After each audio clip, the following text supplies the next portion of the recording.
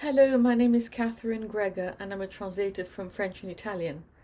I'd like to read you the beginning of a novel I've recently translated, a crime novel set in Auschwitz. Ashes in the Snow by Oriana Ramunno, published by HarperCollins. Prologue.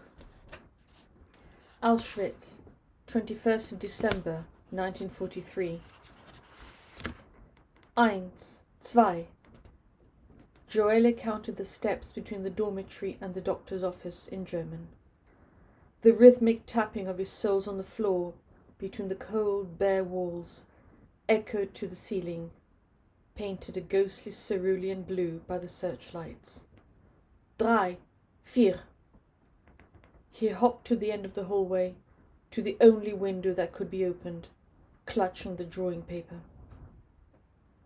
Almost all the windows in Block 10 were barred with a heavy wooden beam, but not this one.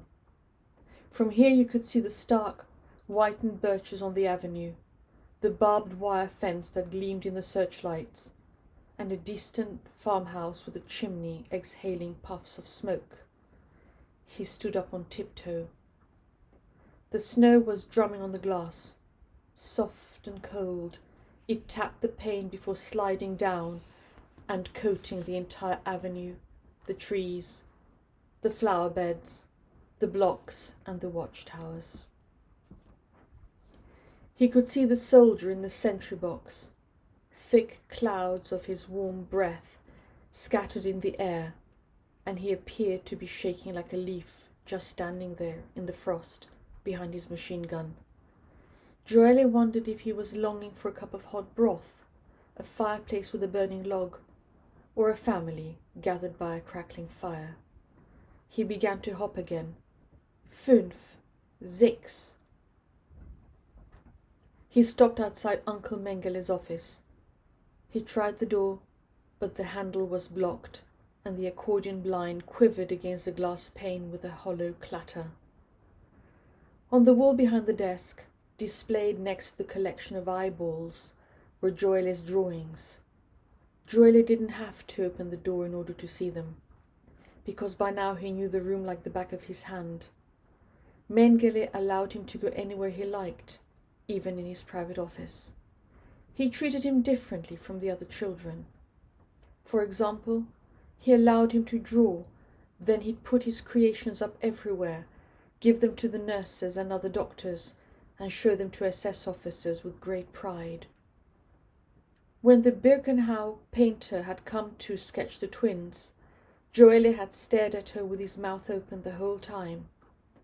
He was bewitched by the eyes and lips that emerged from the hazy, sooty pencil swirls, the faces that took shape as though alive.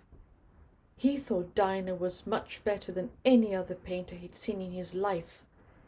That morning, Gioele had asked for paper and a little charcoal, and drawn the avenue outside the kitchens. One of the nurses had put his sketch up on the wall, and Uncle Mengele had got annoyed. Afterwards, though, he'd taken a closer look at the drawing and smiled. It was a barely perceptible smile, but a pleased one. He'd returned that afternoon with a wad of paper and some Lyra pencils. Gioele had never seen such a fine box of pencils. From that moment on, this wing, Block 10, had been filled with his drawings. 7, 8, he resumed, turning away from Mengele's office.